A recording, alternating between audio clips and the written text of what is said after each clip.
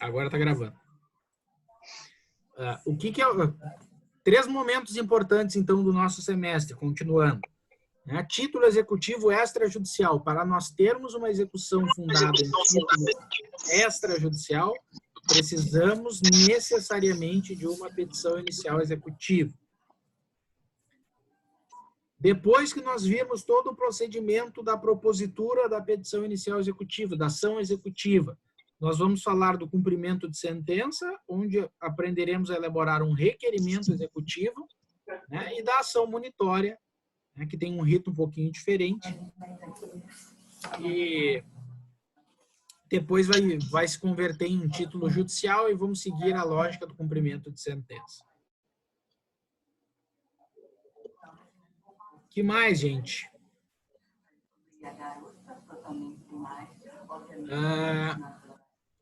Eu coloquei aqui os requisitos gerais e especiais da ação executiva, 798, 799, da petição inicial executiva.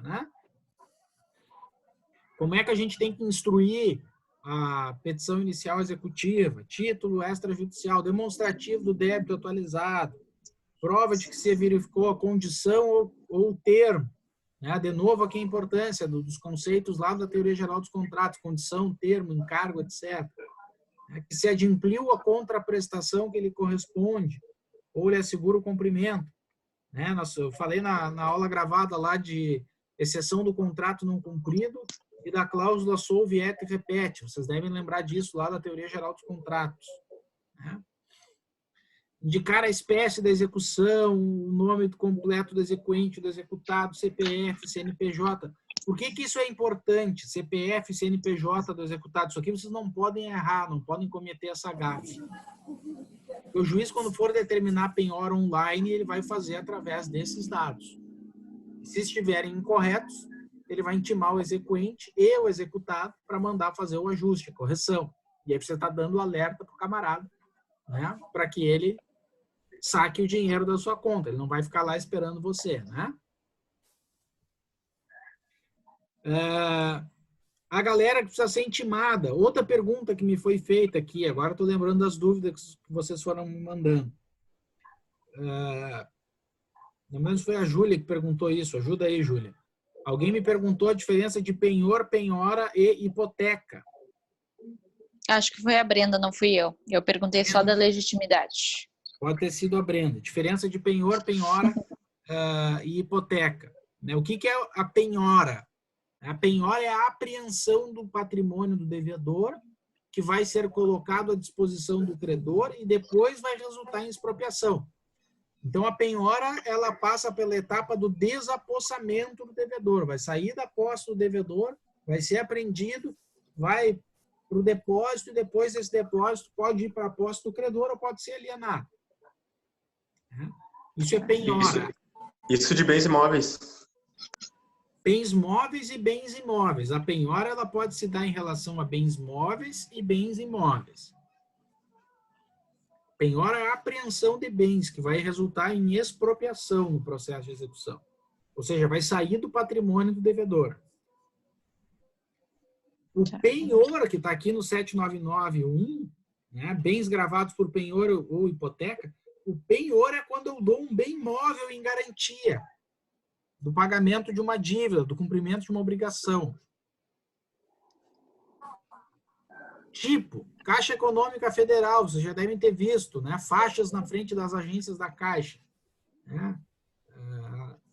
Aqui se faz penhor. O que é o penhor na Caixa? Você quer um empréstimo, precisa de grana. Você leva seu relógio, uma joia, e dá em garantia o pagamento da dívida. A Caixa vai ficar com este bem tomado em penhor até você adimplir a contraprestação. Quando você terminar de pagar, a Caixa lhe restitui o bem que estava em garantia de penhor. Hipoteca. Hipoteca nada mais é do que gravar ônus em um imóvel, dizendo que esse imóvel vai servir de garantia ao cumprimento de uma dívida, ao pagamento de uma dívida. Então, a gente tem que cuidar para não tomar penhor, penhora e avaliação como sinônimos. Penhor, penhora, hipoteca. Né? Anticrese, o que é anticrese? É quando os aluguéis, os frutos deste bem imóvel ou imóvel estão servindo de garantia ao pagamento de uma dívida. Desculpa, senhora, eu não peguei muito bem hipoteca. Hipoteca é quando eu coloco ônus em um imóvel, né? Eu indico na matrícula de um imóvel que ele servirá de garantia ao cumprimento de uma dívida, ao pagamento de uma obrigação. Pode me dar um exemplo? Exemplo, financiamento habitacional. O imóvel fica hipotecado. Ah, tá. Entendi. Alienação fiduciária, né? Bem imóvel. Muito comum em automóveis. Reserva de propriedade fiduciária do credor. O banco, né, ele vai reservar a propriedade do automóvel. Você fica na posse e o banco é o proprietário. Até você terminar de pagar. Quando você termina de pagar, o banco lhe transmite a propriedade do bem. Vejam, isso aqui é muito importante, gente. Porque desde a petição inicial você tem que pedir a intimação dessa galera toda que está no 799. Para você descartar o risco de quando você estiver lá na porta do leilão, o leiloeiro está batendo o martelo, entra um terceiro que não fez parte do processo, né, reclamando direitos sobre a coisa que está sendo leiloada. Tipo, você está fazendo um leilão do automóvel, entra lá, se habilita no processo a BV financeira. Né? Por quê? Porque ela é propriedade, ela tem a propriedade fiduciária do automóvel. As parcelas não foram pagas em sua integralidade. Então, o sentido de intimar essa galera toda aqui, primeiro é para evitar com que isso aconteça. E segundo é para não correr o risco de ineficácia do leilão. A alienação ela pode se tornar ineficaz se você não intimar esses sujeitos que estão aqui no 799. Então, muitíssimo importante isso aqui. Aqui os requisitos gerais que estão lá no processo de conhecimento também, né? Eu gostaria de chamar atenção para alguns deles aqui, né? Em relação à profissão, em relação ao estado civil, né? Por que isso é importante? Lá na aula gravada eu coloquei a profissão. Por que é importante? Se o cara for da Marinha, está embarcado em navio, você precisa saber a profissão do devedor, senão você nunca vai conseguir citá-lo. Se ele for funcionário público, se ele for militar, marinha, aeronáutica, o cara está voando o tempo todo, ele está... Né, você não vai conseguir mandar o oficial de justiça com um avião atrás dele para pousar no aeroporto. Você precisa requisitar a citação ao superior hierárquico. É isso que manda a regra. O mesmo se diga em relação ao estado civil, né? Porque daqui a pouco o devedor não tem patrimônio nenhum, ele não tem nada, não tem bens. Você pesquisa pelo patrimônio do devedor, você não encontra nada. Mas se você procurar pelo cônjuge do devedor, você encontra. E aí começa a ser importante o estado civil, né, desse camarada e o regime de bens do casamento. Como é que a gente faz para descobrir isso? Cartório do registro civil. Certo?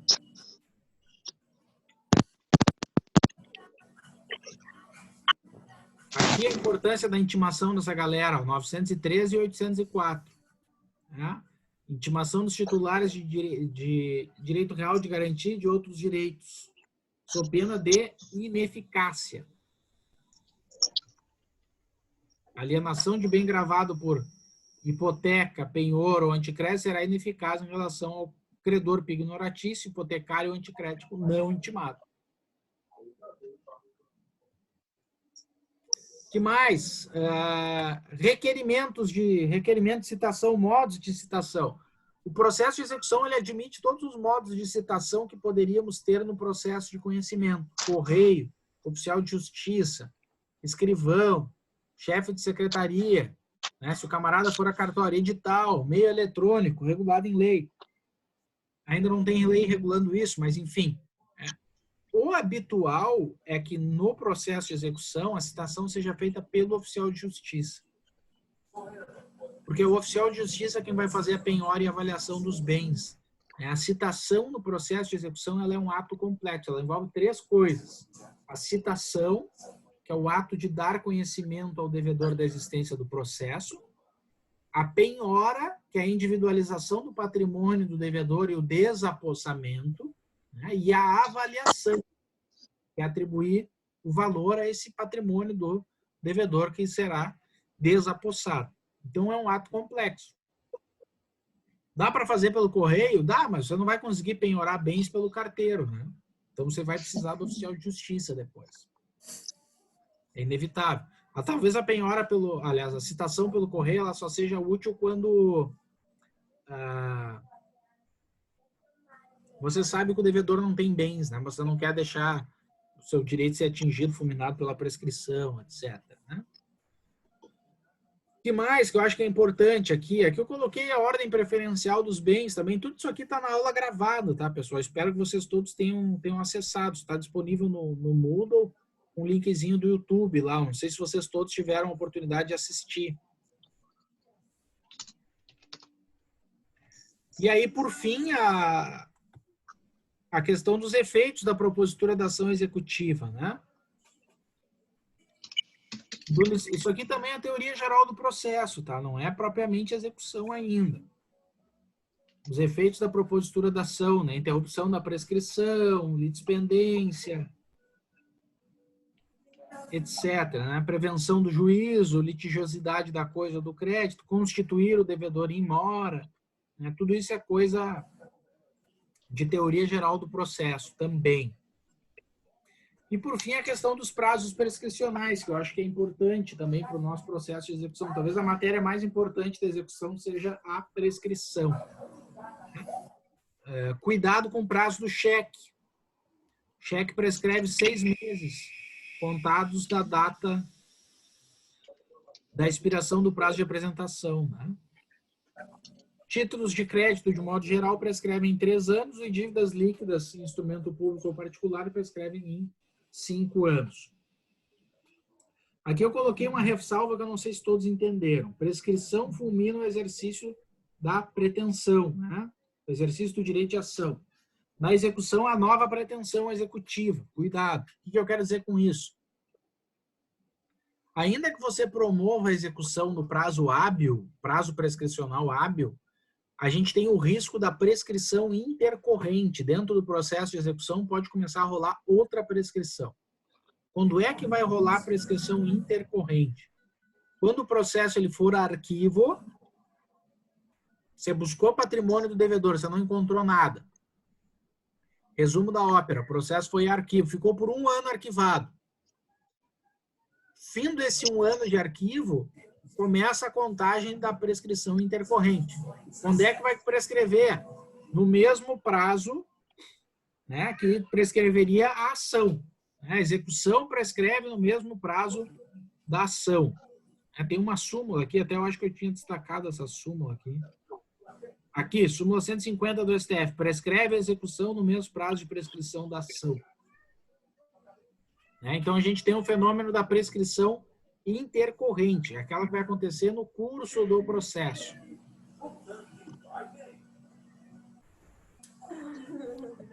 Certo, minha gente? Então, a gente tem que cuidar com isso aqui também.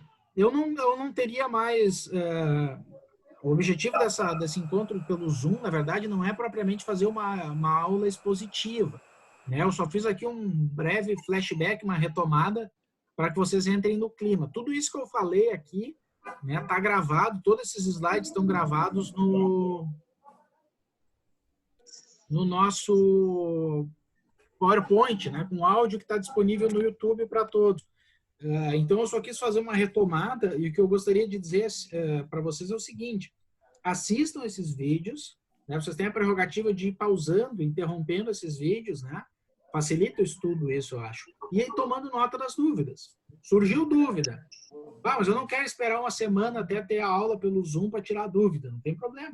A gente tem um grupo no WhatsApp, vocês me escrevam com a dúvida, manda um áudio para mim em privado, se não quiser expor a todos a dúvida, manda um áudio para mim em privado, me escreve em privado, eu vou responder vocês. Né? E uma vez por semana a gente vai se encontrar por aqui e a gente vai poder, eu vou retomar particularmente essas dúvidas que vocês forem me trazendo. Né? Então, esses encontros do Zoom aqui, minha gente, não vai ser para aula expositiva. Vai ser para a gente fazer, sanar dúvidas, para a gente tirar dúvidas a respeito da nossa matéria. A aula expositiva eu vou reservar para o YouTube, né, para que vocês possam acessar livremente também, né, e ir assistindo conforme a disponibilidade de tempo de cada um de vocês. Perfeito. Não sei se Professor, vocês têm uma questão para colocar. Professor, quando é que vai ser colocado o próximo tópico? O próximo tópico, eu não quis fazer correria, assim, de botar muito material, que eu sei que vocês estão assoberbados. Mas, a princípio, esse final de semana, eu já vou lançar alguma coisa ali. Beleza. Eu aviso vocês daí no nosso grupo de WhatsApp, tá? Show, Porque perfeito. assim, gente, vocês não se melindrem nem se constranjam, tá? Para nós, professores, é muito importante que vocês nos deem feedback. Nesse momento que a gente está passando é um momento difícil, conturbado, delicado. Então, a gente precisa de vocês, vocês precisam de nós. A gente precisa que vocês digam, ó, tá legal assim, precisa melhorar, né? O professor tal não está correspondendo. Aqui é nível de coordenação de curso também, né? O professor tal não tá legal botando material ou não está botando nada, né? Ou está ruim de acompanhar por isso, por aquilo. É importante que vocês nos tragam essas questões para que a gente possa também conversando com os colegas e trocando ideias. Tá todo mundo tendo que se reinventar, né? Eu nunca tinha gravado aula. O professor Felipe talvez seja quem mais esteja habituado a isso, porque ele já é showman de cursinho, aí já está mais habituado a gravar aulas, né? Eu nunca tinha gravado aula, para mim é um negócio completamente novo. Então, estou tendo que me adaptar também, assim como vocês. Professor, queria aproveitar a oportunidade, falar não dessa aula, mas de responsabilidade civil, que o senhor no tópico 4 aparece parte 1 de 3, parte 2 de 3, e a terceira parte da terceira não está ali, eu não sei se serão só 2 partes. Não, vai vir a terceira, não deu tempo de gravar ainda. Perfeito. Não, essas obrigado. 2 semanas, vocês não têm ideia, essas 2 semanas, assim, foi uma maratona. Eu fiquei 3, 4 dias gravando direto para conseguir botar esses primeiros tópicos aí para vocês. Porque nada disso eu tinha, gente. Esses slides de PowerPoint eu não tinha nada disso aí. A aula era quadro e giz. Então eu tive que produzir os slides, gravar as aulas, aprender. Foi uma maratona, mas enfim, a gente agora já as águas já estão mais calmas, a gente já está mais acostumado com isso, tá? Sim. Então a tendência agora é regularizar o ritmo e o fluxo aí. Show. Tá bom, gente? Vocês estão se cuidando, estão em casa? Obrigada. Não tá com coronavírus, né, o Pedro? Tossindo igual um louco aí. Não. Tô com uma tosse há tempo já, professor. Tô de boa, tô ficando gripado. Só. Essa troca de temperatura eu também já acordei meio constipado. Né? Sim, exatamente. Bom, minha gente, era isso. Se vocês não têm mais dúvidas, eu vou deixar vocês curtirem a família um pouco também e assistam às aulas aí, acompanhem. Qualquer dúvida que vocês tiverem, a gente está em contato. A ideia é que no final de semana, aí, no decorrer da semana, eu já vou lançando mais um tópico. Já vou avisando vocês aí. Também, possivelmente, a gente faça uma aula para aprender a fazer cálculo, né? Fazer petições. Esse negócio de compartilhar a tela é muito legal, que eu vou poder tratar de algumas coisas com vocês que em sala de aula a gente não teria tempo. Dar algumas dicas, alguns macetezinhos aí. Certo? Show, perfeito. Bom, obrigada. Tudo certo. Obrigado, professor. Um abraço para todo mundo. Obrigada, boa noite. Semana. Fiquem bem aí com suas famílias, se cuidem. Qualquer coisa, prendam um grito, certo? Então, tá. Valeu, professor. Um abraço. Certo, igualmente. Até mais. Tchau. Tchau. Tchau.